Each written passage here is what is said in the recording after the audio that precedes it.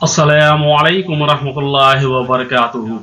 तस्वीर में दिख रहा शख्स को तो आप जानते ही होंगे, जो मीडिया में बने रहने के लिए आए दिन गोदी मीडिया पर अपना इंटरव्यू दिया करते हैं। जब भी आरएसएस और बीजेपी को इनकी जरूरत पड़ती है, यह हमेशा गोदी मीडिया में अपना इंटरव्यू देने के लिए चले आते हैं। मुस्लिम पत्रकार इनके एक इंटरव्यू के लिए महीनों इनके पीछे भागता है, पर ये वक्त नहीं देते हैं और ये खुद नफरत परोसने वाले तमाम दफ्तर में चले जाते हैं और मुसलमानों को जलील कराने का काम करते हैं। मैंने इन दिनों कई इंटरव्यू इनके देखे हैं। हलाला, लब जिहाद, 72 हूर, जिहाद जैसे कई मुद्दों पर इनसे सवाल किए गए हैं, जिनका ये जवाब नहीं दे सके या ये कहें कि गोल मोल जवाब देकर मुसलमानों का माहौल उड़ाने का काम किया है। जबकि इन सवालों का जवाब एक आम मोमिन भी दे सकता है। अगर ये समाज के लिए कुछ योगदान करना चाहते हैं तो बस अपना मुंह बंद रखें। मौलाना महमूद मदनी साहब अक्सर भूल जाया करते हैं कि वह जमीयत उलमाए हिंद के सदर हैं, जो एक नॉन पॉलिटिकल तंजीम है।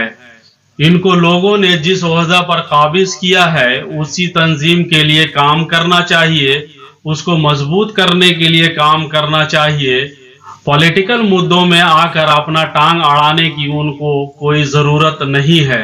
मजहबी उलमाओं को सियासी मामलों में दखल नहीं देना चाहिए, और अगर आपको सियासत करना ही है तो आइए मैदान में, मगर यूं मजहब का लिबादा ओढ़कर सियासत करना ठीक नहीं है। आप इमामत कीजिए, हम आपके पीछे नमाज पढ़ने के लिए तैयार हैं। आप मजहबी क़यादत कीजिए, हम आपके कांधे से कांधा मिलाकर चलने को तैयार हैं।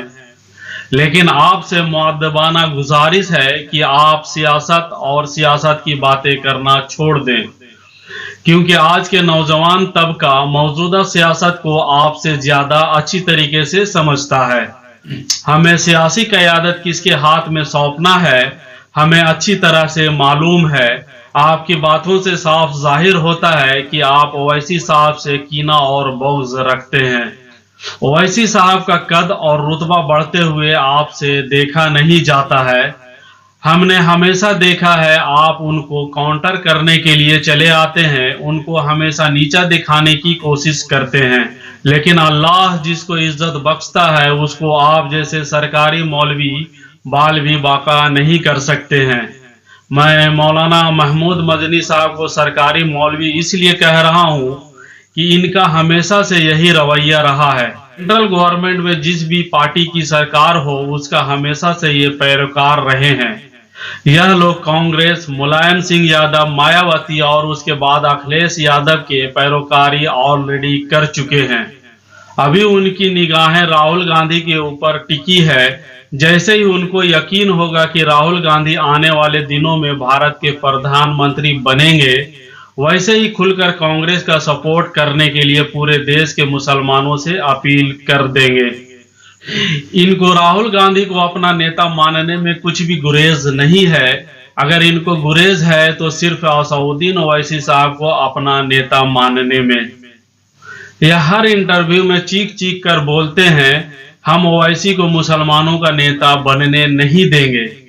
मैं मौलाना महमूद मदनी साहब से कहना चाहता हूं, आप अपने दिमाग से गलतफहमी को दूर कीजिए कि आप ओवैसी को मुसलमानों का नेता बनने नहीं देंगे।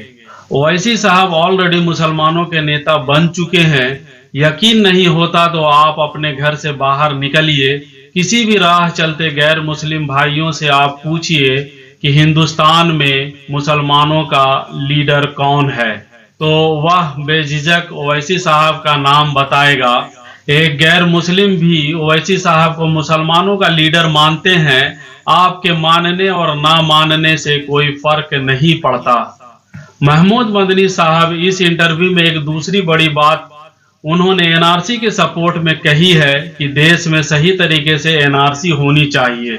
एक छोटे बच्चे को भी मालूम है कि एनआरसी के पीछे इस गवर्नमेंट की मंशा क्या है, और यह बड़े मासूम बनकर कह रहे हैं कि सही तरीके से देश में एनआरसी होनी चाहिए। आरएसएस के जरिए कंट्रोल किए जाने वाले मौजूदा गवर्नमेंट से सही तरीके से एनआरसी लागू करने की उम्मीद करना भी एक बेवकूफाना हरकत है। और तीसरी बात उन्होंने यह कही है कि ओवैसी साहब को हैदराबाद में ही रहना चाहिए, हैदराबाद से बाहर निकलना नहीं चाहिए। और उन्होंने यह भी कहा है कि यूपी में भी आए थे, उनको कितना वोट मिला है, यूपी वालों ने उन्हें नकार दिया है। मैं मदनी साहब को कहना चाहता हूं कि आप भी यूपी में अपने दम पर एमएलए का चुनाव जीत कर दिखाइए, उसके बाद आपको किसी पर उंगली उठाने का हक है। चौथी बात उन्होंने कही है उनके भाई के बारे में 15 मिनट वाले बयान पर कि यह लोग नफरत पसंद हैं और नफरत फैलाना जानते हैं। 15 मिनट वाले बयान पर एफआईआर हुआ, उनको जेल भी जाना पड़ा और बाद में कोर्ट ने उसे बाइज्जत बरी कर दिया।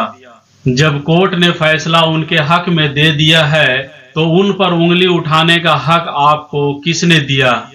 दरअसल यह उंगली आप ओवैसी ब्रदर पर नहीं उठा रहे हैं, बल्कि भारत की जुडिशरी सिस्टम पर आप उंगली उठा रहे हैं।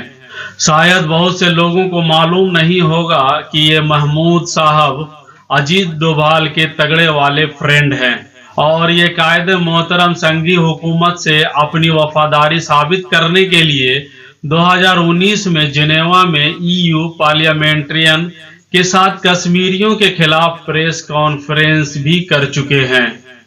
मतलब इनका साफ है, जमीयत उलमाए हिंद को लीड करना इनका मकसद नहीं है, बल्कि सियासत में कदम जमाना इनका मकसद है। दोस्तों इस वीडियो में इतना ही।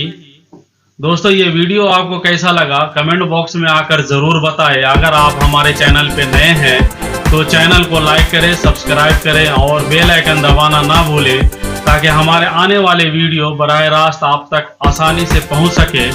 दोस्तों मिलता हूं फिर एक नई वीडियो में, तब तक आप अपना और अपने आसपास का खास ख्याल रखें। अल्लाह हाफिज।